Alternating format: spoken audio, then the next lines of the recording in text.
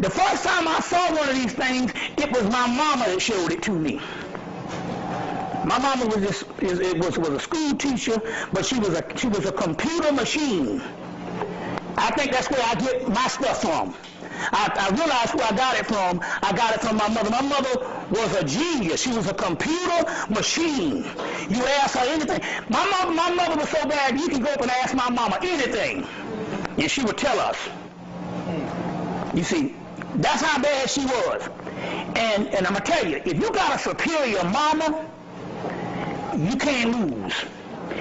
If you got a superior mama, you can write your ticket. So the reason why I'm who I am today, because my mama was a fucking genius. We would just go and ask her, hey mama, so-and-so, so-and-so, and she would tell us shit. And so there was a show came on in 1973 called UFO, a syndicated show.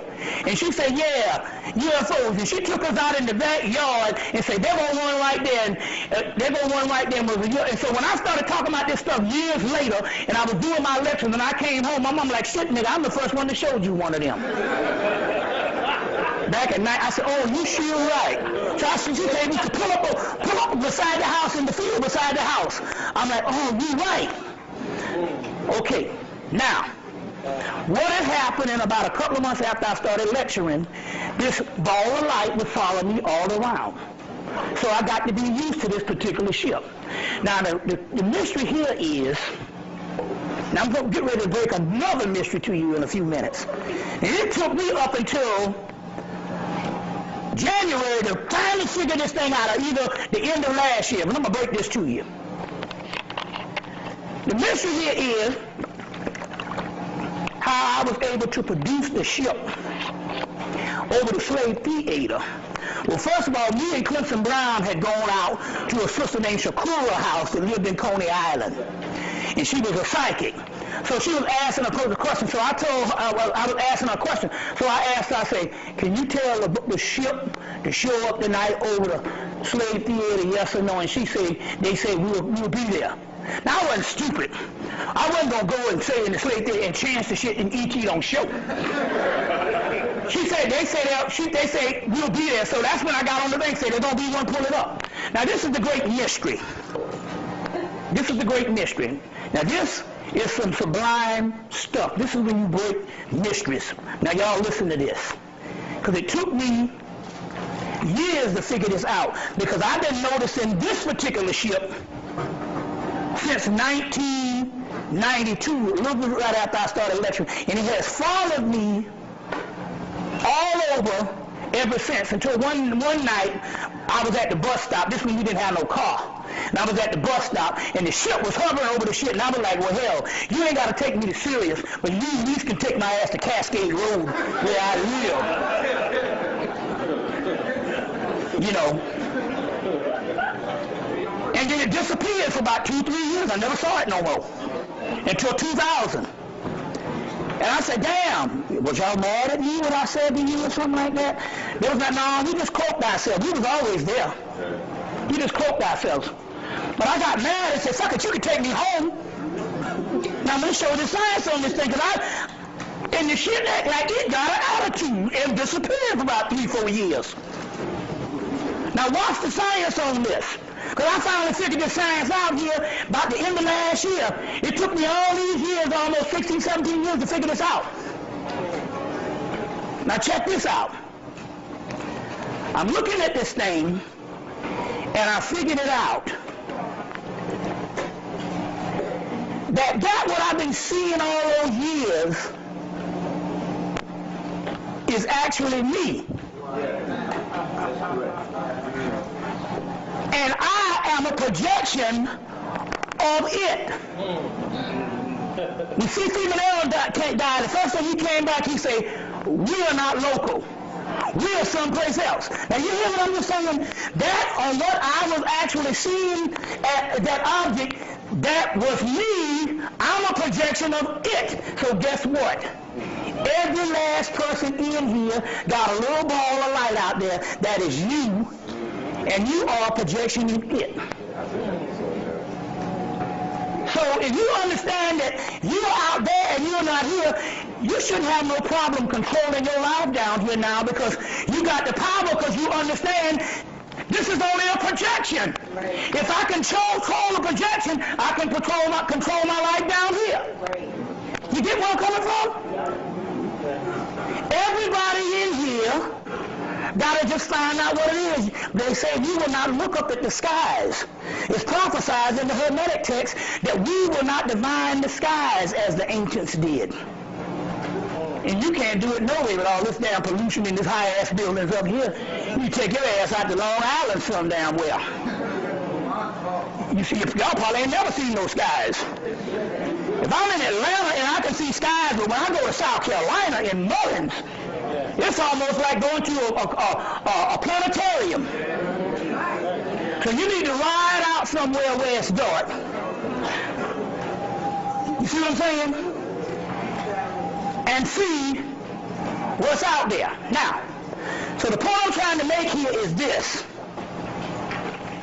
This disc here is all connected.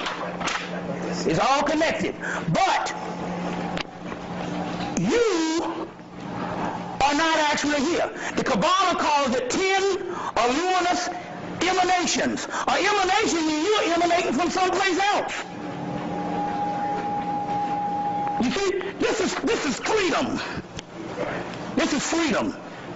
You see what I'm saying? This is all an illusion. You emanate from someplace else. You all getting this? You see what I'm saying? So this is how, but this is why the government will tell you about the physical stuff, and you keep looking for physical ETs. That's to throw it off for you. You're the only alien that's coming. But you are a luminous emanation, but you are a projection of something that's not local, and you right up there in the sky. That's what they tell you, even in the Lion King. As above, so below, they say, but when your ancestors go, they become a star in the sky. Every man, every woman is a star. The soul, solar, sun. S-O-N-S-U-N, same thing. It's a luminous emanation, but it's this Sudarsha chakra. It's an emanation. I was coming back from Charlotte, and they had ice on the road. I did a lecture in February, and they had ice on the road, and the brother came down on a big-ass Lexus. And we drove from Charlotte to Atlanta, and there was ice, and we were going to get stuck in the ice. And I took that disc and beamed it on the damn road, and the road cleared up, and we rode 2 hours into Atlanta with completely dry road and snow on the Outer Banks. That's the kind of energy, but I realized I just got through talking about this in Charlotte. You got 5 minutes, and we're going to do this, and then that's when you want to break? Yeah. Ask him, yeah. Okay, got 5 minutes. That's when you want to break in 5. We're going to break in 5 minutes. What time is it now? I don't know. Huh? 5:30. All right, with y'all, we take a break. Come back. Yeah, but we're going to do it in 5 minutes after this. 5 minutes. So it's 10 luminous emanations. And that's what this is. This is the chakra system. And as you can see, you got Michael, Haniel, Raphael, Candiel, Zadkiel, Sandafon, Gabriel. These particular angelic hosts is inside of you. They're in your chakras. That's why they had to come back. That's why they had to come back. This stuff is in you. This stuff is in you. Now, one of the last angels that battled, one of the last angels to come back through was Michael, the Archangel Michael.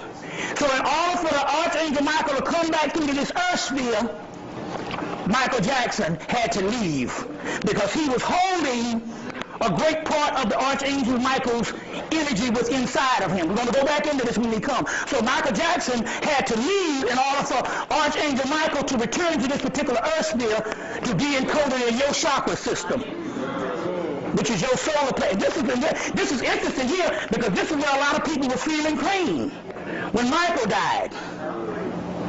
You see what I'm saying? You see, was feeling pain when Michael died. You see. So he had to leave. So we just grasping the surface. Now, I want to get into one other thing before we go, and that is this. Before we go, and that is this. Y'all all right? Yeah, This is amazing stuff. I'm doing pretty good to say that I ain't even touched my notes. I haven't even touched my notes, but you remember I talked about this the last time, and I had the top hat on? Baron Zombie. Baron Zombie is the god of the cemetery.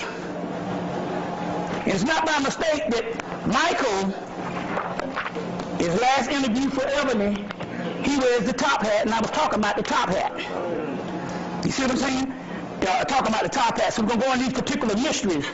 But that's the whole Baron Zombie thing. Michael wore the top hat. That's a sign of his ascension. I was talking about that the last time I was here. Baron Zombie, the god, which is Saturn, the god of the